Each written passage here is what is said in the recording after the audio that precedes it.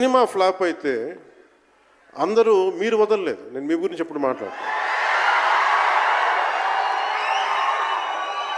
అంటే ధనం మూలం మిదం జగత్ అంటాం.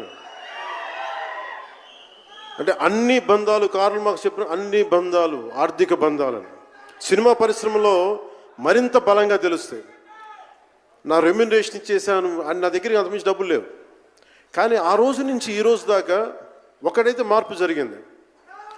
నేను చిత్ర పరిశ్రమ హిట్స్ ఫ్లాప్స్ ఇవన్నీ వదిలేసి నేను ఒకటే నమ్మాను, నా అభిమానులు నాకున్నారు, నన్ను ప్రేమించే వాళ్ళు ఉన్నారు. డబ్బుకి ఎప్పుడు నేను ప్రాధాన్యత ఇవ్వను. నేను ఇచ్చింది బంధాలకు ప్రాముఖ్యత ఇచ్చాను. మనిషి నుంచి మనిషి బంధం. నా గుండె నుంచి మీ గుండెకి 2 గుండెల దూరం అంతే.